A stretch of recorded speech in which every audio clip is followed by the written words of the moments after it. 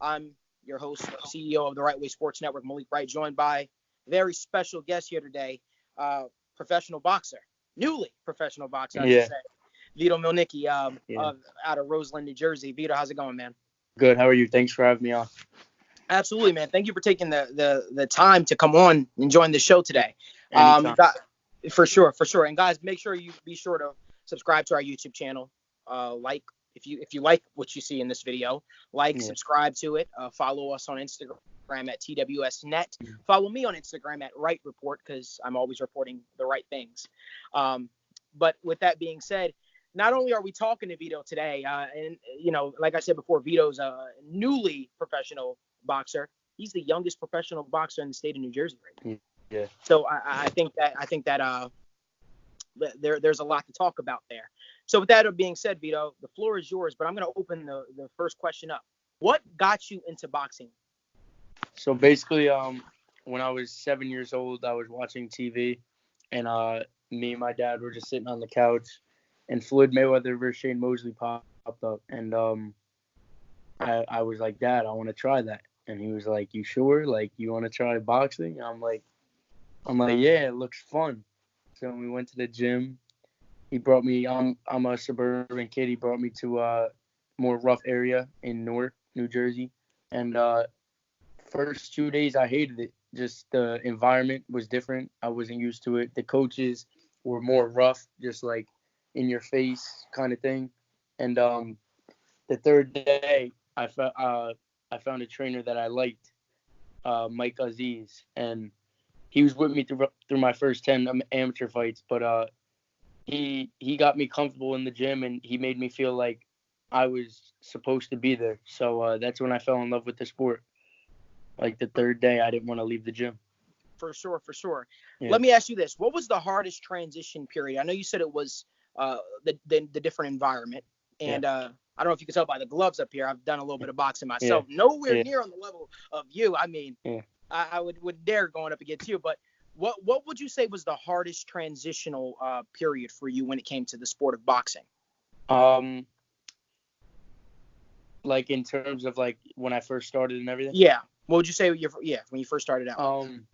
I would say just the environment and like just making myself comfortable in situations where I was uncomfortable. That was like the most important thing that made me get to where I am today. For sure. Just there was obviously situations in my amateur career where I definitely felt like I didn't want to do it anymore because I was the sacrifices that I was making, everything, just missing time with my friends. There were times where I was like, maybe this isn't what I want to do, but definitely this is what I want to do for sure. For sure. Yeah, and those times I think helped me realize that this is my dream. That's awesome to hear, Vito. One thing that I often hear from a lot of people who first start out boxing, they say the hardest part about, when I first start boxing is learning how to take a punch. Yeah. That's the first thing that people often say to me sure. because, it's like the Mike Tyson. Mike Tyson says everybody's got a plan until what? Until you get hit. Yeah. Right? So I think that the transitional period, I think for a lot of people sometimes is, and it doesn't sound like that was the case with you, but a lot of the transition period with people is how they're going to react when they take that first big shot, when they take that first punch. Yeah. I mean, you've taken enough punches. I'm looking at your amateur record alone by itself. It's 137 wins. Yeah. 20 losses, but 137 wins. Yeah. That's a lot of amateur fights, man. Yeah. A lot of amateur fights. Talk to us about your amateur background. So I think my amateur background is what definitely helped me to be this comfortable in the pros at this young of an age. But like I said, I started my first 10 fights. I was 10-0, and then I lost 2 straight, and then I won like several like in a row. I think I went to like 30-2, and then but obviously as you get older, the competition gets more intense, and but yeah, just my amateur background, having that many national titles, I think it's like 2 USA national titles. I've won the Junior Golden Gloves 4 times.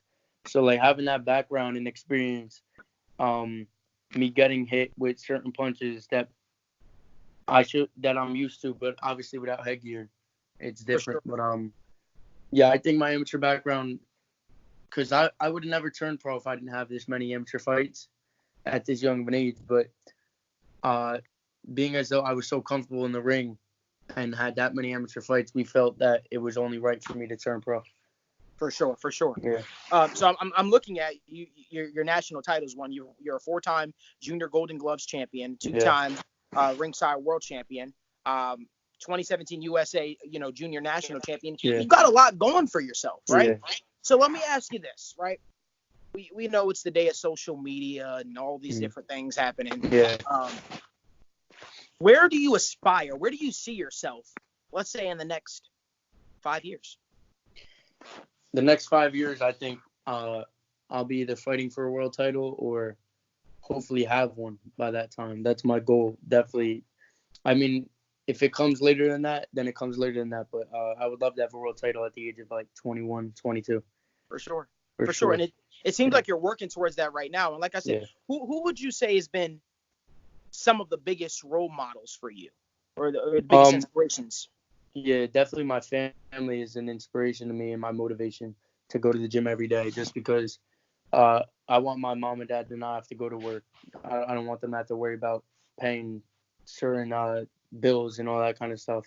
But yeah, definitely my family is my biggest motivation, and I want them to always live comfortable.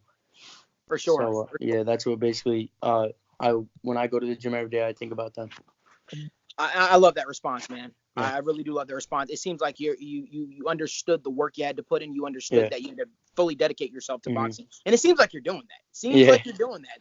That's awesome to hear. So I'm looking here. It says Floyd Mayweather, right? You said it even earlier. Floyd Mayweather was a big motivation for you. Yeah. So I'm gonna ask you, what are your thoughts on Floyd Mayweather potentially coming out of retirement in 2020 as he announced? I think he could still do it. I think he's still in shape. He never gets out of shape. I think he's only going to make more money at this point. He's only going to make more money. But I still see him competing with all the top guys in the sport. So right. Obviously, age might catch up to him. I don't really think it will, but it could. For sure. Him coming out of the retirement it just brings more eyes to the game of boxing, because everyone knows Floyd Mayweather. Absolutely. So which is going to bring me to my next topic. Logan Paul. Yeah. KSI. Yeah. Fought Staples Center. Right? You just fought on the undercard of Deontay Wilder and Luis Ortiz. Yeah. It doesn't get much bigger than that. Yeah. What were your thoughts on KSI versus Logan Paul? Did it help the sport of boxing, or did it hurt the sport of boxing? What are your honest thoughts on that, Vito? I just think it was weird seeing like a kid like Devin Haney on the undercard of like Logan Paul versus KSI, or like Billy Joe Saunders on the undercard of. But and he's gunning for Canelo. Yeah. Obviously, like, it just brings more people to boxing, because half of those people probably watching on DAZN were probably younger kids. For sure. That watch Logan Paul and KSI. But I think it just brings more revenue to boxing, brings more eyes to boxing. But I think it could be a little bit of an insult to some people that are boxing like professionally. Just seeing Devin Haney, obviously the youngest man to get a world title, but seeing him under them, and them fighting a 6-round fight, it's pretty weird to some fighters. So needless to say, we won't be seeing Vito call any YouTubers out for a boxing match anytime soon. No, probably not. No. No Jake Pauls or Logan Paul. No. I got you on that one. All right, so like I said, you just got done fighting on the undercard of Deontay Wilder and Luis Ortiz. Yeah. Describe to us what that atmosphere was like. Just the whole week in general, just like the media, me going on stage in front of people and talking, which has never been a great strength of mine, talking in front of people. But you're doing a great job. Yeah. Just the whole time, the weigh-in in front. I've never had a weigh-in like that in front of 2,000 people in the stands. But it was a great experience. The energy was electric, and fighting in the MGM Grand was always a dream of mine. I remember a time when I was at the Miguel Cotto versus Austin Trout fight at the Madison Square Garden with my dad. When it was over, we were going down the escalator, and I turned to my dad and I told him I wanna fight in front of this many people one day, and to fight at a place like the MGM Grand Garden Arena, it was definitely a dream come true. And Vito, I think that response is awesome, and it seems like your dad has played a major role, Yeah. as far as support goes, and being in your corner. The thing that is amazing to me throughout this entire process, right? You've had 3 pro fights, right? Mm-hmm. You're undefeated. Yeah. You've done this at such a young age. Mm-hmm. Is it hard to stay, motivated, or is it easier at this to do what you have done at this young of an age? I think seeing guys like Deontay Wilder and all of them just walking around not really worrying about anything, I think it motivates me even more. Just like seeing them how they're living and being around that kind of environment. I think it motivates me more to be the main event of that card and not be on the undercard.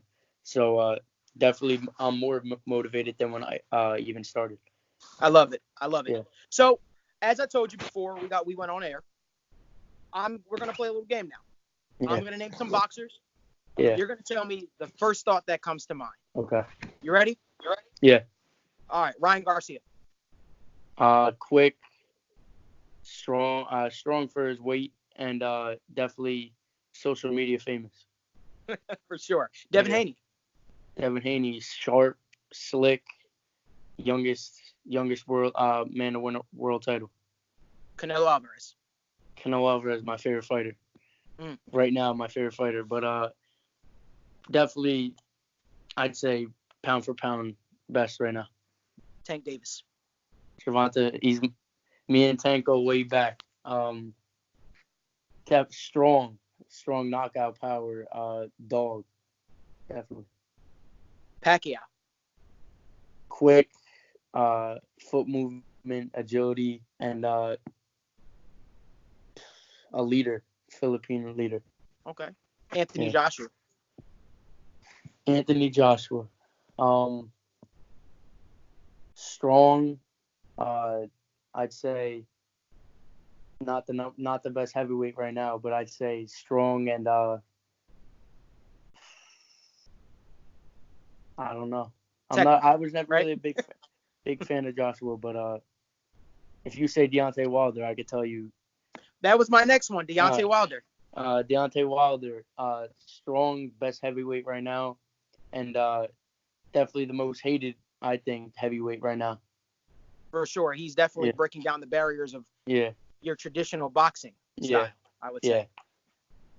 Tyson Fury, good foot movement, great boxer, definitely gets in people's heads during the fight, and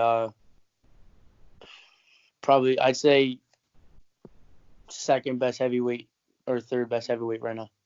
Errol Spence, southpaw, sharp, strong, and technically could break someone down. Sean Porter, strong. He's a dog fight. Just stocky, real stocky. For sure. It seems like he roughs you up in there. Yeah. All right. So with that being said, before I let you go, I wouldn't be doing the boxing community right if I didn't ask you this. Let's get an official prediction. Vito, who wins? Anthony Joshua. Yeah. Or my man, Andy Ruiz. I'm gonna go with Andy Ruiz. I think his hand speed, and I think I saw he did lose some weight for this fight. I don't know if that's gonna benefit him, but I think Andy Ruiz's hand speed, and he's a warrior. He'll take punches. He'll take a punch to give 4. So I think his mentality and his hand speed will get him through that fight. I think it could be the same outcome, a knockout.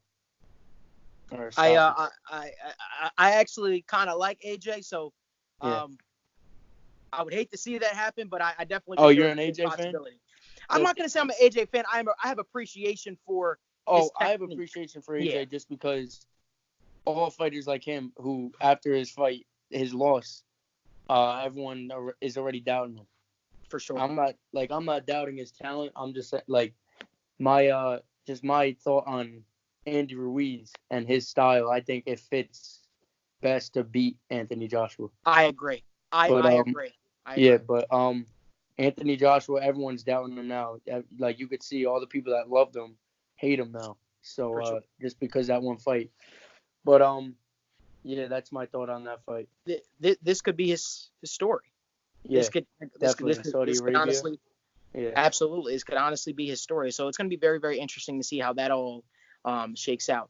Vito, man, I want to thank you so much. It's been absolutely awesome talking to you, man. Joe told me. Thank you for having me on here. It was great. Absolutely, got to have you on again sometime. Oh, most definitely, I'm down. Yeah. Joe told me you were a humble, down to earth dude, and man, he didn't lie, man. You're as advertised, man. I greatly appreciate it, and us at the Right Way Sports Network, we're going to continue following your career, man. We already follow you on Instagram, so we can't wait to see you continue to rise. And we're excited to see what your future holds, man. We really are. Thank you. Absolutely. Means a lot. But guys, remember to follow us on TWSnet on Instagram, on Twitter at TW Sports Network.